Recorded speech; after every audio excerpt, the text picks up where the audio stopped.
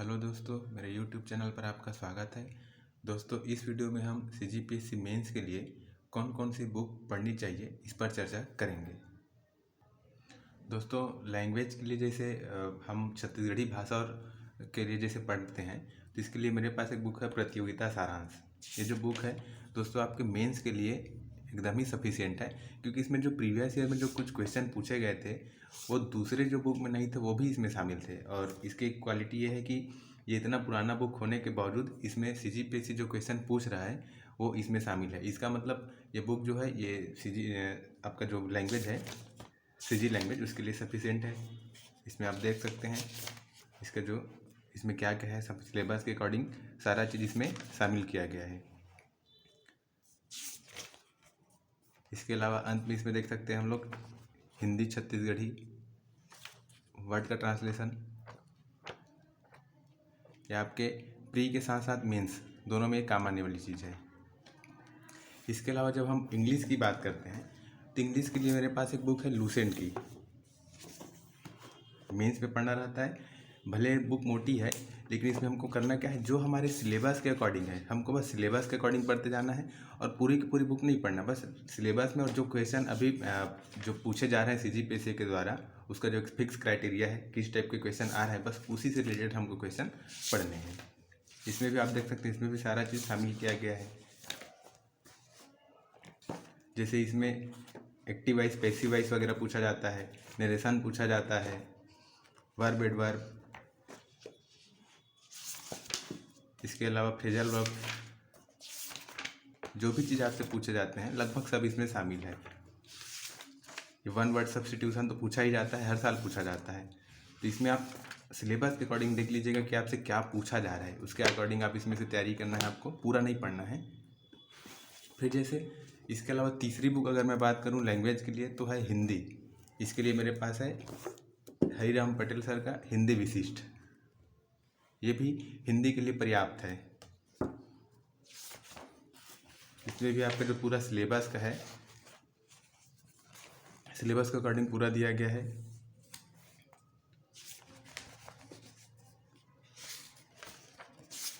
ये मेंस के अकॉर्डिंग ही दिया गया है। इसके अलावा इसकी एक विशेष क्वालिटी है छत्तीसगढ़ लोक सेवा आयोग की मुख्य परीक्षा में पूछे गए प्रश्न एवं उनके मॉडल आंसर, ये भी इसमें शामिल किया गया है। ये आपको हर पार्ट के पीछे में मिलेगा।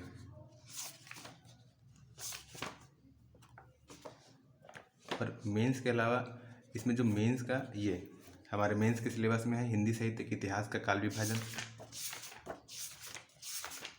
ये भी इसमें शामिल है। मुख्य परीक्षा में पूछे गए प्रश्न, पत्र लेखन,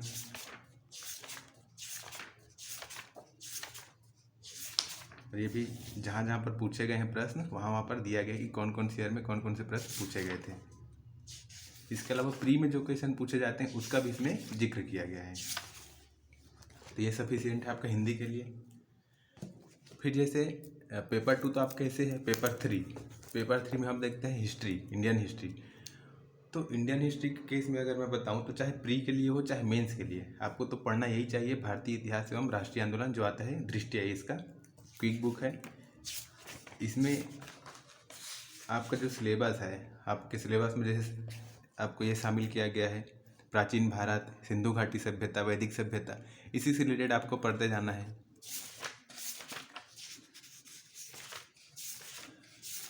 ये इससे रिलेटेड इसमें दिया गया है। इसमें जो देने का तरीका है ये इसको आप मेंस के तरीके से इसमें समझाया गया है कि आपको मेंस में आप कैसे इसको लिख सकते हो। जैसे ये सभा और समिति, इसके अलावा आर्थिक स्थिति, राजनीतिक स्थिति,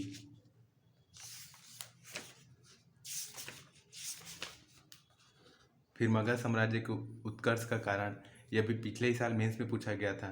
तो भौगोलिक स्थिति, इसके अलावा इसके टूदा के कारणों में आप इनको शामिल कर सकते हैं। तो ये आपके मेंस के लिए सफिशिएंट है। आपको मेंस तो यहीं से पढ़ना चाहिए, जो आपके सिलेबस के हिसाब से है उसको आप इसमें से पढ़िए। जैसे गांधी एरा में भी आप देख सकते हैं, ये पिछले साल इसी को पूछा गया था, कम्युनल अवार्ड।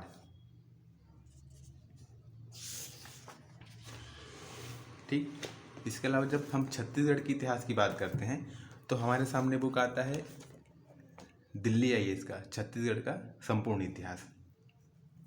इसमें भी आपका जो देने का तरीका है देख सकते हैं, मेंस के हिसाब से इसको बनाया गया है। विषय सूची भी देख सकते हैं आप इसकी, ये मेंस के ही हिसाब से इसको भी बनाया गया है। इसकी क्वालिटी ये है कि प्री में भी काम आएगा और मेंस दोनों जगह इसमें काम आने वाली चीज़ है। मुख्य परीक्षा के प्रश्नों को भी इसमें शामिल किया गया है और प्रीलिम्स के क्वेश्चन को भी इसमें शामिल किया गया है।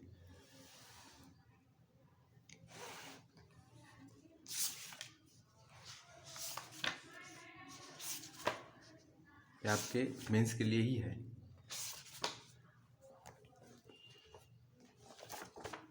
ये प्री के भी इसमें कुछ क्वेश्चन है और मेंस का तो है ही। उसके अलावा लास्ट में आपको प्रैक्टिस सेट भी दिया गया है। फिर संविधान एवं लोक प्रशासन के लिए प्रतियोगिता सारांश। क्योंकि संविधान जितना बृहद आपसे प्री में पूछा जाता है उतना बृहद आपसे मेंस में नहीं पूछा जाता। मेंस में बस 25 नंबर का संविधान पूछा जाता है। उसका भी सिलेबस फिक्स है, उसी सिलेबस के अकॉर्डिंग इस बुक को बनाया गया है। देख सकते हैं संविधान से रिलेटेड जो सिलेबस में है, सिलेबस के अकॉर्डिंग इसको बनाया गया है। इसके साथ ही इसमें आपको लोक प्रशासन भी दिया गया है। तो ये बुक भी सफिशिएंट है संविधान और लोक प्रशासन के लिए।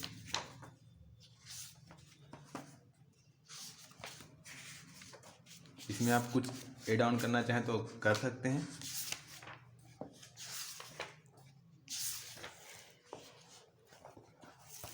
फिर इसके बाद हम जब पेपर 4 में पहुंचते हैं तो पहला तो आपका दिया है जिसमें आपका साइंस पूछा जाता है, फिजिक्स केमिस्ट्री बायोलॉजी। इसके लिए आप SCERT का बुक ही उठा सकते हैं। इसके बाद जो पार्ट 2 है मैथ्स है, मैथ्स आप HD यादव और उसके साथ आपको SCERT 10th क्लास का बुक पढ़ना है। जैसे पार्ट 3 है, पार्ट 3 के लिए 2 बुक का कंबाइन है। एक तो ये मुस्कान पब्लिकेशन का है अप्लाइड एंड व्यवहारिक विज्ञान। तो इसमें आपको ये मेंस के अकॉर्डिंग ही दिया गया है। भले बुक पतली लग रही है लेकिन मेंस के लिए सफिशिएंट है। सब इसमें मेंस में कौन कौन से क्वेश्चन आए थे उनको भी इसमें शामिल किया गया है। इसके अलावा आप एक रेफरेंस बुक के रूप में पर्यावरण के लिए आप दृष्टिया इसका क्विक बुक रख सकते हैं। इसमें भी आपको पूरा नहीं पढ़ना है, आपका जहाँ जहाँ पर आपका सिलेबस मैच कर रहा है बस वहीं पर आपको इस बुक से उठाना है। जैसे पर्यावरण प्रदूषण, ये मेंस के सिलेबस में शामिल है।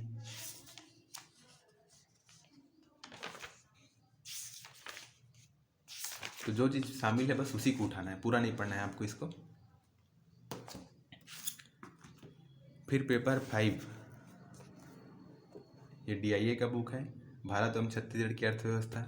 इसमें भी देने का तरीका सही है। इसमें भी आपको देखना है सिलेबस के अकॉर्डिंग आपको पढ़ते जाना है। सिलेबस में आपका चैप्टर 1 चैप्टर 2 नहीं है तो उसको आपको छोड़ देना है। फिर चैप्टर 3 से स्टार्ट करते करते जाना है। चैप्टर 11 नहीं है, फिर उसके बाद आपको जहाँ जहाँ पर से चैप्टर इसमें मेंस के सिलेबस से आपको मिला लेना है, उसके हिसाब से आपको पढ़ते जाना है। ये नहीं है तो इसको छोड़ देना है। क्योंकि प्री और मेंस दोनों के लिए बना है तो हमको मेंस के लिए छांट कर ही पढ़ना है स्पेशल। इसमें आपको छत्तीसगढ़ की जो अर्थव्यवस्था है वो भी इसमें मिलेंगी। उसके अलावा क्वेश्चन सेट PYP, उसके साथ साथ अभ्यास प्रश्न भी दिया गया है। फिर जब हम भूगोल की बात करते हैं तो भारत के भूगोल के लिए बुक है मुस्कान पब्लिकेशन का। इसके साथ साथ आपको कुछ टॉपिक को NCERT से भी उठा लेना है या दृष्टिया इसका क्विक बुक होगा तो वहाँ से उठा सकते हैं, जैसे कि मानसून वगैरह, क्योंकि उसको थोड़ा डील करके पूछा जाता है। ये प्री और मेंस दोनों के लिए पर्याप्त है। फिर आपके पास है के लिए छत्तीसगढ़ का भूगोल प्रतियोगिता सारांश। ये मेंस के लिए ही प्रॉपर सिलेबस के अकॉर्डिंग, और ये मेंस में कैसा लिखना है ये तरीका भी इसमें शामिल किया गया है।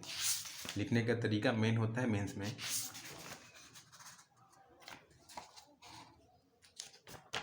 तो आप इसको देख करके समझ सकते हैं कि कैसे आप किसी क्वेश्चन को 2 नंबर से लेकर के 15 नंबर के हिसाब से लिख सकते हैं।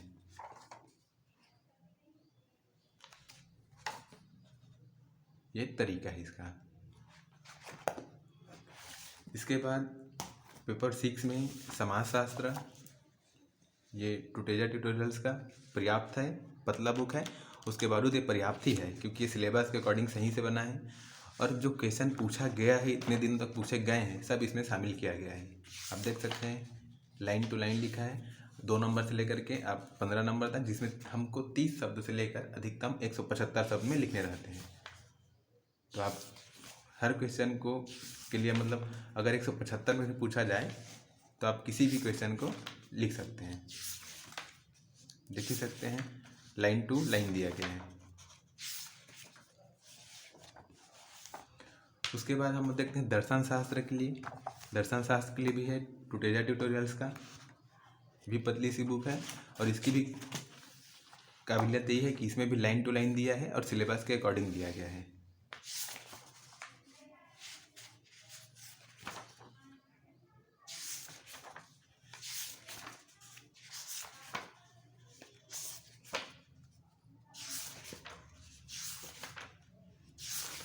तो ये सब जो बुक है ये आपके लिए सफिशिएंट है। फिर पेपर 6 में पार्ट 3 छत्तीसगढ़ का सामाजिक परिदृश्य, इसके लिए तो आप DIA का बुक अभी अपडेटेड वाला ही, पुराना वर्जन है, अपडेटेड वाला बुक उठा सकते हैं क्योंकि उसमें आपको मेंस के हिसाब से क्वेश्चन दिया गया है कि लिखना कैसे है। विवाह का प्रकार, तो विवाह का प्रकार अगर पूछा जाता तो कैसे लिखना रहता हमको। ये जनजातियों से संबंधित अनुच्छेद, फिर अभ्यास प्रश्न और पूर्व वर्षों में आए गए प्रश्न। इसके साथ ही हमारे पास है एक हरिराम पटेल सर का बुक, जो मतलब आप एक रेफरेंस के रूप में छत्तीसगढ़ अगर आप पढ़ें तो उस केस में आप एक रेफरेंस के रूप में इसको उठा सकते हैं। इसमें सब चीज़ दिया गया है क्योंकि इसमें फैक्चुअल दिया गया है, लेकिन कहीं कहीं पर अगर डील करके दिया गया है तो वहाँ पर आप उसको रेफरेंस के रूप में उठा ही सकते हैं।